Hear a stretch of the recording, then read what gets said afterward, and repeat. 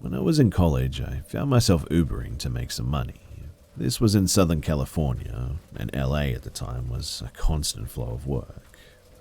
Occasionally, you would pick up people in a nice area and they would tell you that they were sleeping with someone in a relationship or that they themselves were cheating. This was actually pretty depressingly common as well. I think that saying what they were doing to someone, which happened to be me at the time, gave them some sort of a weird kind of relief. But once I drove from Hollywood to Hammett, CA, he was very charming and funny, and when I dropped him off, it was at a big blue building, but they buzzed us into it. He left me a $200 cash tip, and I later found out that this was known as Gold Base for the Church of Scientology. If you don't know what that is, it's a completely normal, not weird at all in any way, location owned by the Church of Scientology. Feel free to Google it. A few months into my taxi career, though, insurance companies started using rideshare service, and some people who were more down on their luck would use it. Sometimes this was people just trying to get their kids to school, but sometimes it was much sadder things. I honestly cannot tell you how many times I've showed up to a doctor's office to see someone with accessibility limitations face drop at seeing my tiny car instead of a van like they needed.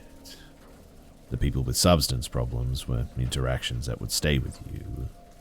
But once I picked up a man going to a dental appointment, and I drove him for about half an hour. He told me about how he used to run drugs in the 90s until they caught him with a few pounds of coke. He told me about when he was moved from Nevada to Florida for trial, how he traveled handcuffed in a van, how the cops would stop only once a day at McDonald's and for their own dollar menu item of the day. And then he asked me to stop at a liquor store that he chugged a tiny bottle of booze, shoved mints into his mouth, and then sipped on some soda. And he smelled like pure alcohol when I dropped him off at the dentist. Near my house there was a methadone clinic too. I would get up before dawn to be able to take those rides. Early bird gets the worm, right? Almost always they were sweet and thankful, but sometimes they were just a little bit out of it, but I never felt in danger or anything like that. Just good people going through tough times, right? But these rides were the most consistently depressing. People who were going to court clearly drunk or high, older women who had trouble requesting a ride and had been waiting in the parking lot of their dialysis place in the night. They'd tell their story sometimes, and a person who was going to court for a child custody case or something, people struggling with mental illness. Some mornings were honestly exhausting too, listening to these things. But being up that early, you would also hit another crowd that I had never anticipated. Funeral goers. The saddest funeral ride was when a man and a woman got into the back seat, and rather than speaking to me, the man handed me a neon printout of a map of a cemetery with instructions on what plot to go to, with, "Hello, I'm attending my father's funeral. My wife and I are deaf. Please follow these directions," written on the back of it. The whole ride there, I could hear them signing to one another and trying not to cry. And then there were also the retired gamblers. They'd leave their houses at like 7 in the morning, take a $70 Uber out to the desert, and spend the whole day gambling at the reservation casinos. And the desert is definitely where I saw the weirdest things. The desert was the only place that I ever felt truly scared driving. It was in Temecula, the wine country of SoCal, lots of wooded roads and deserts and whatnot. I picked up a lady just off the freeway at what I initially assumed was the edge of a golf resort, but it was actually an unpaved access road. It was late, and that area was especially dark. I was getting ready to call a passenger, and I saw them coming down the unpaved access road. It was a tall blonde woman in a very nice pantsuit. She was absurdly put together considering that she walked God knows how long in heels down a dirt road track. She got in the car, though, and was very pleasant. She said that she lived in a gated community that was hard to get Ubers to, and it was easier to send me to the access road. I thought that was a bit weird, but I didn't want to be creepy asking about where she lived. She was friendly, chatty even. She was going to a dinner party, and as she spoke to me, I could feel her looking at me in the rearview mirror the entire ride. We drove about half an hour away from the freeway, though, to one of those rural chick neighborhoods that you would hear celebrities had huge parties at. Eventually, we reached the address, which was a paved road lined with trees. She told me to keep driving, and I didn't think much of it because, again, we were in a mansion-style neighborhood. And then we hit a white ranch-style fence after a minute or so going down the road. And it was right around that point was when I started to feel a bit uneasy. There were around a dozen no trespassing signs, and one of those classic forget the dog, beware of the owner signs, with a guy pointing a pistol at you. I thought it was more than a little blunt to have that many signs, but hey, not my property, right? So we drove for about a minute when we came to another fence. It was at the top of a hill and it overlooked a barn with some lights in the distance. And I know that this is going to sound weird, but it was just really unpleasant. I couldn't put my finger on it, but it was just a barn with what looked like a barbecue going on, but being out in the woods without any light had really freaked me out. The passenger told me that I could just slide the gate open, and as I approached the fence, I then saw some signs that made me stop cold. Off to the side of the gate, not quite in the dark, but on the fringes of my headlights, there were metal signs with bullet holes through them, swastikas, and Confederate flags brightly displayed. SoCal has a lot of white supremacist pockets. I dropped off dozens of passengers in cities like Norco and driven down streets with people drinking in the garage and a Nazi flag proudly hung behind them. It wasn't my favorite, but I wasn't spending any time in those neighborhoods more than I needed to anyway. But this, for some reason, was just different though. It was after 11 p.m. at night, and I had no idea where I was. I opened the gate, and down the road I saw what I assume were cell phone flashlights lighting up and coming up the incline. This made me pretty uncomfortable, and I went back and I told the woman that I didn't think my car could make it back up the hill if I went down it. She said, "What are you talking about? Just take me. It's right there." She was getting more heated, and I could see the lights slowly making their way up the hill. She kept telling me that I needed to cancel the ride then, and that she wouldn't pay to not be taken the entire way. I told her the pin that I was supposed to take her to was like a mile back up the road, but I was so nervous that in the end I just relented and I cancelled. She slammed the door as she got out, and I took off before I could see the cell phone light people get closer.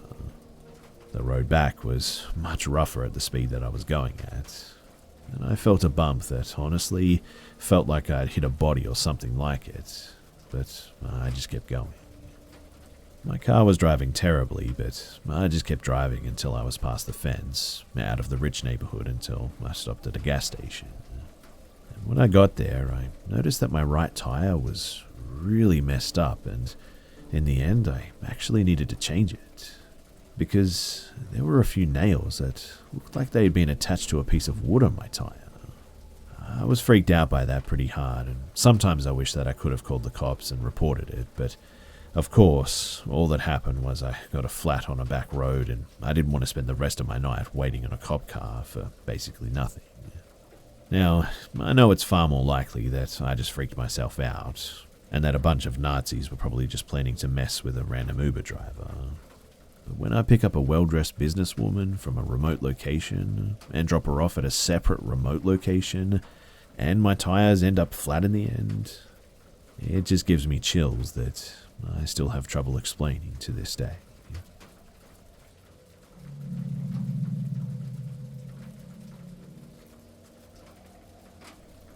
So this happened a couple of years ago when we used to live in a house in the mountains. The only neighbor that we had wasn't that close from our home, so there's literally no one around.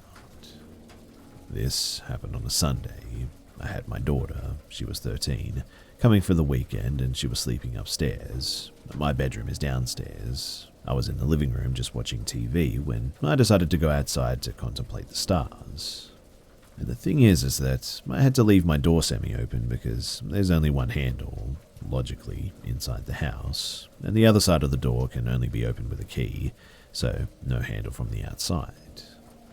I contemplated the stars for about 5 minutes, but then I felt like I could smell a really weird smell.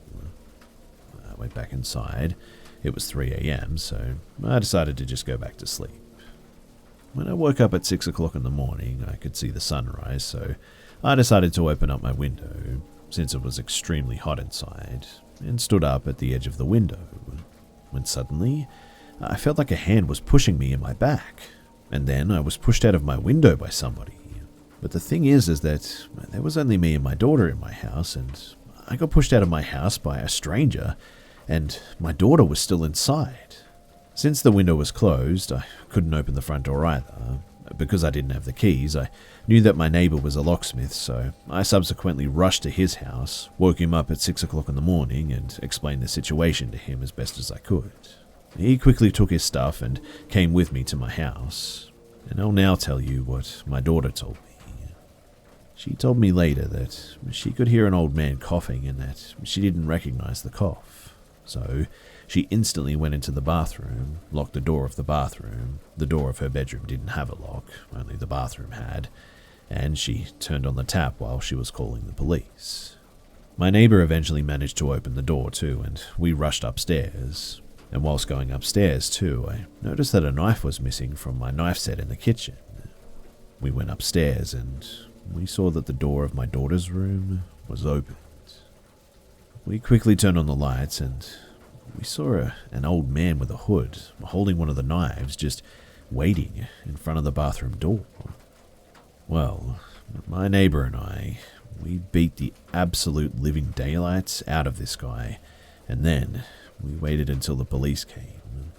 The man got arrested, and I'm happy to say that a week after that, we moved into another county.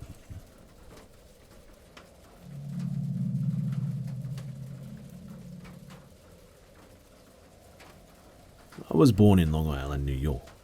I was born into a family that included my mum, my dad, both 19 at the time, and my older brother, who was 2 years older than me. My sister would be born 3 years later. My dad was actually kicked out of his house when he was 17 because he refused to get rid of my brother and moved into my mum's parents' house, who were very accepting and amazing people. The whole family was very close, considering that we all lived within a few streets of each other. 5 months before my brother was born, my grandma passed away. Around 6 years later, my mum did as well. I was 3. A few more years later, my uncle died, and finally, when I was 12, my grandpa died. We lived in my grandpa's house all throughout this time because he was sick and needed our help from day to day. Apart from this, though, other relatives died over the years, mostly from old age. What I'm getting at here, though, is that it just seemed like death surrounded us, and naturally, that comes with ghosts.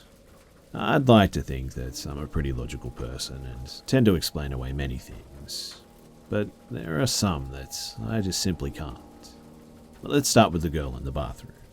So I think that I was about 5 the first time that I saw her, and she was a young woman dressed in what looked like a dress from probably the early 1900s. She would stand in the bathroom, and I could see her from my room, and she would just stare in the mirror, almost admiring herself.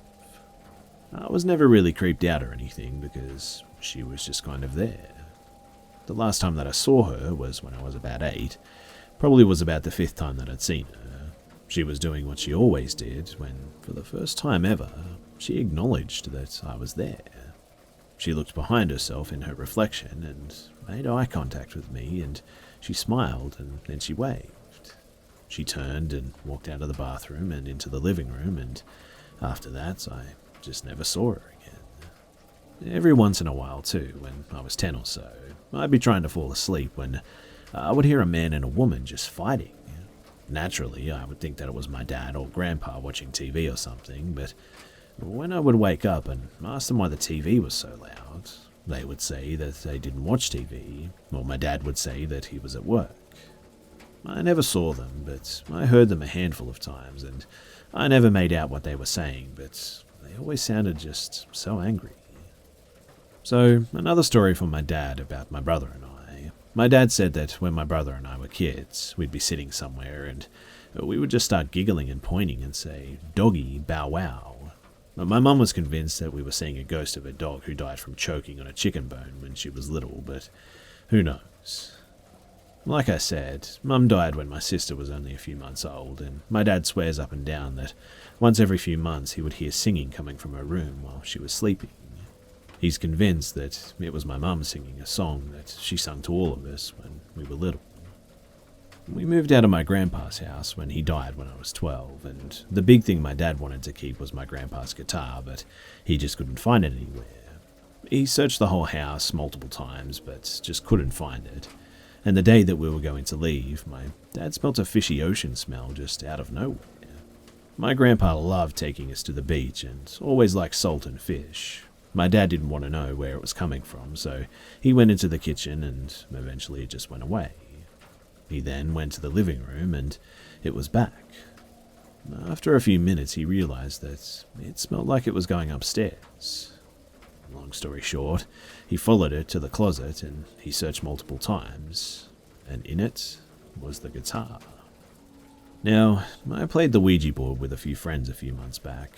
I was over it and stopped playing. The board then proceeded to say Puppy, which is what we call Grandpa, Don, my uncle's name, and Lou, my grandma's nickname.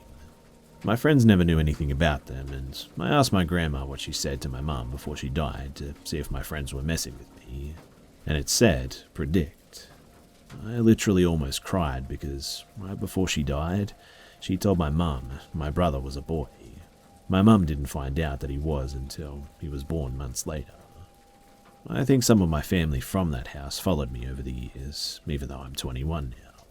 I definitely feel it the most in the room that I'm making into my daughter's nursery. I'm having a girl in December, and I always think that I see my mum, especially in there.